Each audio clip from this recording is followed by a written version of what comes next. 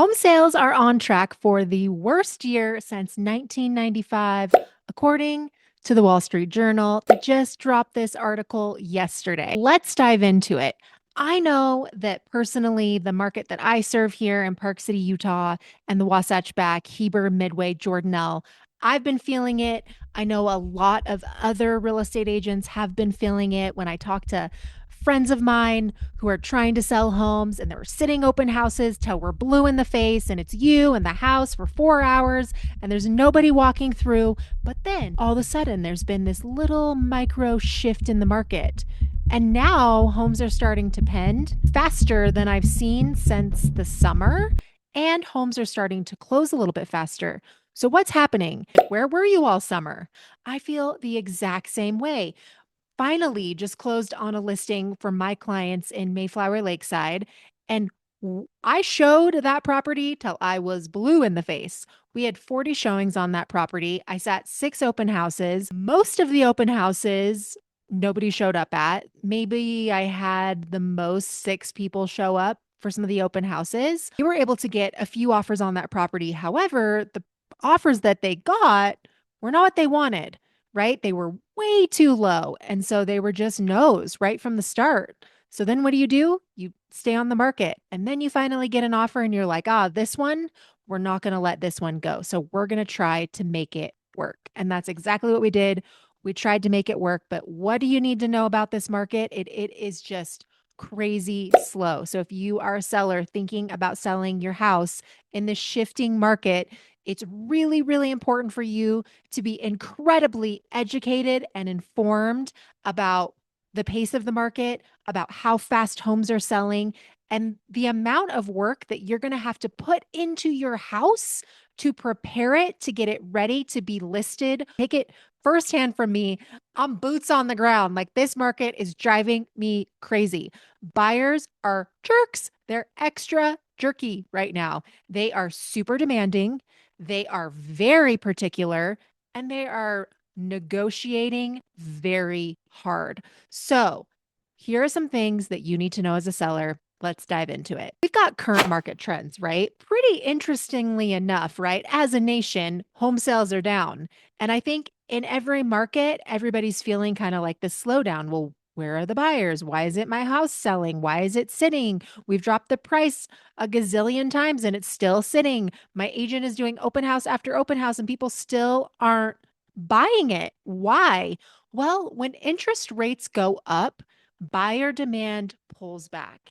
And all of us were praying that interest rates were going to come down. And they came down for a smidge of a second. And then what did they go and do? Oh, they went back up again. That is not good if you are trying to sell your house because buyers push back. When interest rates go up, buyer demand comes down. And we have generally more inventory than we've historically had, but it's still not tons of inventory. So it is a weird market because it's extra, extra slow. Buyers are incredibly particular and they are coming at you with boom, boom, boom, boom, boom. Like, I mean, negotiating the crap out of you. I'm telling you, I feel it every single day in this market. So, interestingly enough, the Park City Board just dropped their quarter 3 report. And one of the most interesting things that I found, despite this market slowdown, despite interest rates ticking up, despite homes sitting on the market for 90 plus days or more, this is like the ultimate market if you're a buyer to try to get a property in, especially if you're buying a resale. If you're buying new construction, that's a different story. Builders are going to do their incentives and do whatever they need to do if they're having a hard time selling it. But resales right now, nothing is going for full price. And it's a huge bummer. It's incredibly frustrating and homes are sitting. This is for Summit and Wasatch County. For single family homes, the median price over the last year has gone up 5%.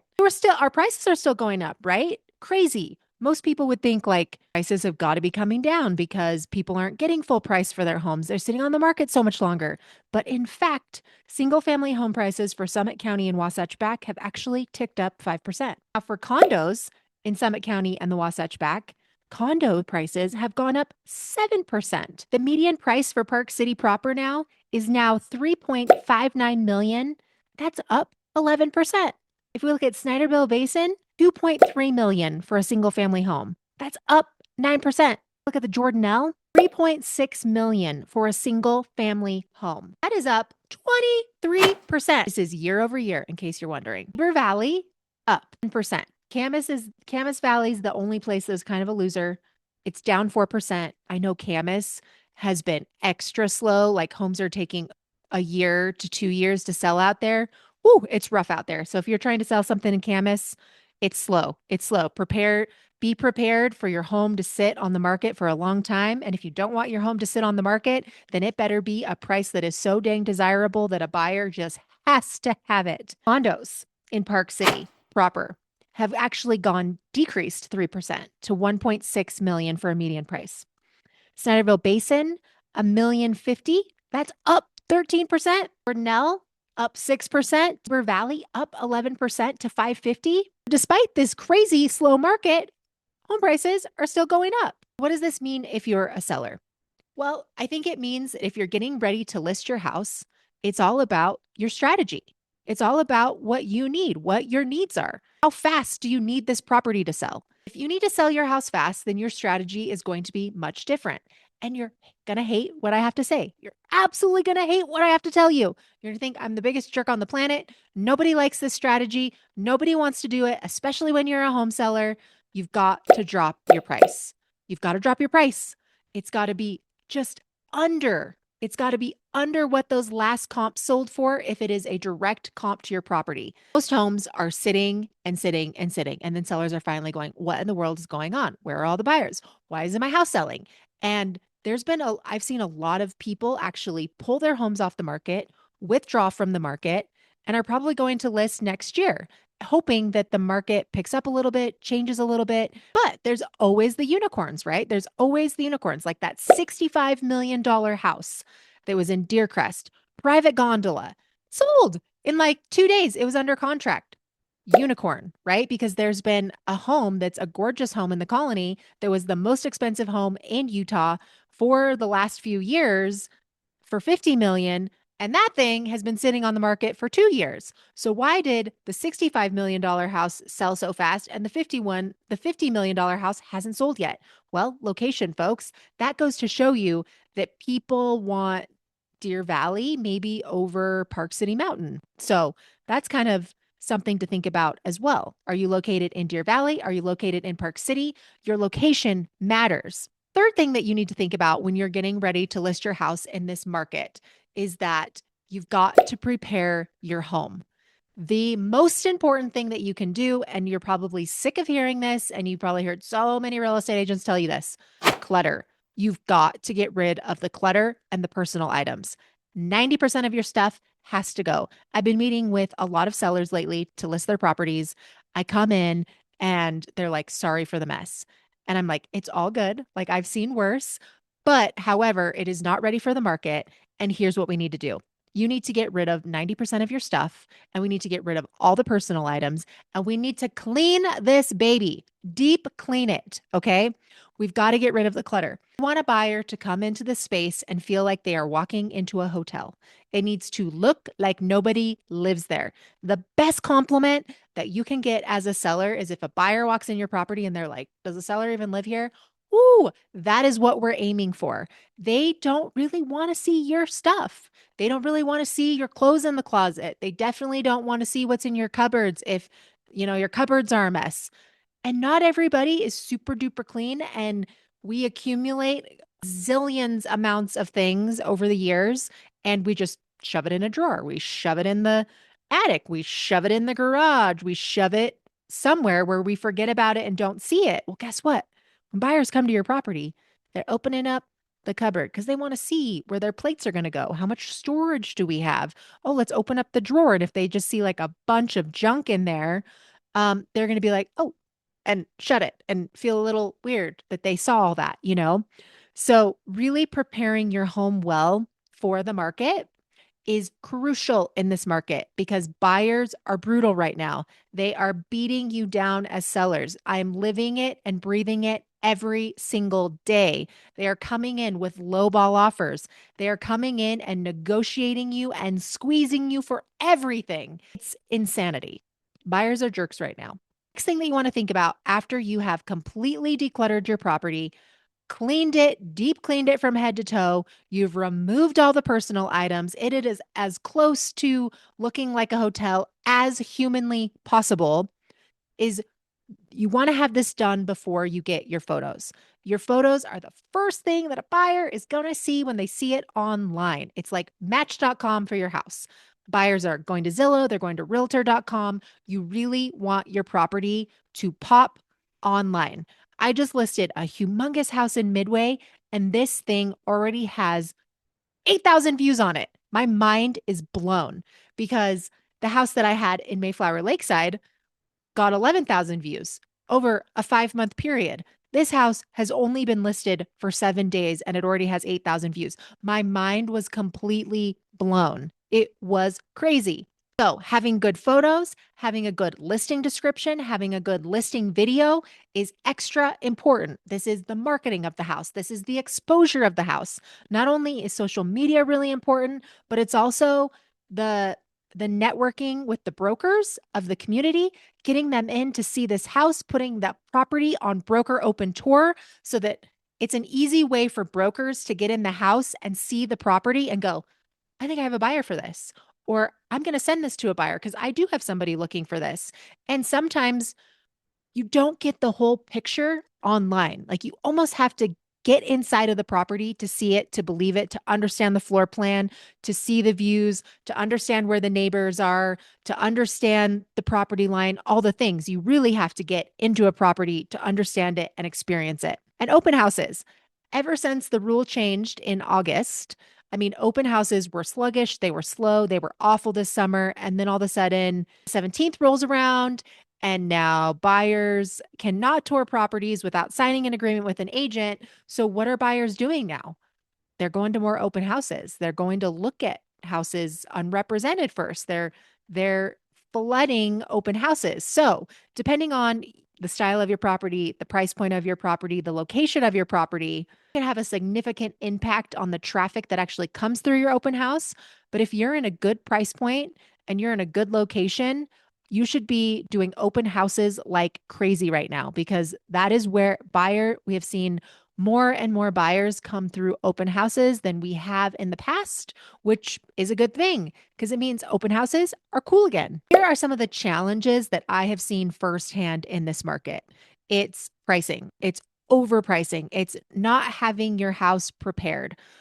The listing that I just took in Midway, my client spent 5 months getting that thing ready for the market. I talked to them in May. We listed it in October. They spent all of summer cleaning it, decluttering it, getting rid of personal items, clearing it out, making it look extra, extra clean. And it's paying off because there's over 8,000 views on that property and a higher price point. So it's going to be a different buyer. It's a very unique property. It's also huge. Understanding the specific challenges of your property. I always tell people there are 7 factors that affect the sale of your property.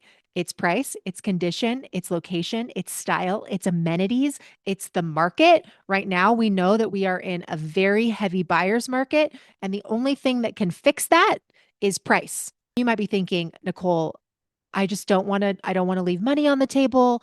I don't want to sell my house for less than it's worth. Well, you have an option. You can either sit on the market for a really long time and you're probably not going to get the price that you want because the longer that your home sits on the market and accumulates days on the market, the more likely a buyer's going to come in and look at that as negotiation power. They've been on the market for 130 days. There's no way I'm offering them full price. And we see that. We've been seeing that. Properties have not been selling for full price unless they're new construction, but resales have absolutely not been going for full price. So that is something that realistically in this market you need to come to terms to that it's a little bit slower. Homes aren't selling for full price. So what can you do to get your home sold? It's having it look immaculate, free of clutter, personal items, getting all the little irritating things that need to be fixed, repaired that are in a buyer's mind. And the most important thing you could do before you list your property is I'll keep saying it and saying it and saying it is getting a pre-home inspection. You want to know exactly what a buyer is going to see before you list your house. And it's going to catch things that you might not know. You might not have known were going on. Oh my gosh, I had no idea that was happening. Let's get that fixed so that when a buyer comes along and we go under contract, they don't ask us for an erroneous credit on the property, right? Because what do I know? Buyers always usually overestimate their credit. When they come to you, they do a home inspection. They're like, we found 20 items that are bugging us and we want to ask you for $20,000. And you're going down this item looking at it going, well, that's not going to cost $4,000. That's not going to cost $3,000. That's not like, this is total BS. I could totally fix this cheaper down. Do not fix it yourself. Don't fix it yourself. Always give buyers a credit. If it comes back with radon because you didn't do a home inspection and get a radon test and figure out that it has radon or not, a credit for the radon. Don't say we'll fix the radon. Let the buyer choose the company that they want. My experience, it's better to let the buyer the company that they want to fix it to get it fixed the way that they want. You never want to be on the hook for having to repair things for a buyer because you might not do it the way that they like it. And then you close and then 2 months later it breaks and it was not fixed properly and they're going to come after you. This market has been incredibly challenging. It's been incredibly frustrating. You never know what the future is going to hold in 2025. I don't want to discourage you from listing your home, but what would rather do is encourage you to get the property prepared correctly so that you don't have to deal with sitting on the market and overpricing it and sitting on the market and dealing with that stress for 5 months of not being able to sleep. Is it going to sell? Are we going to have to cancel? Are we going to have to stick a renter in there? Are we going to have to take it off the market and relist it? I want you to be successful from the beginning. When you've decided we're selling our home, I want you to be really successful. And I want to help all of my clients get their properties sold. And a lot of times in this market, what's getting the property sold is reducing the price. Unfortunately, that is not what sellers want to hear because, 4 years ago, that was not the case. People were getting crazy prices for their homes and having to do very little work or very little effort to it. And that is absolutely not the case anymore. You've got to put a lot of effort into it. You need to make the home look presentable. It needs to be show ready and it needs to be priced right.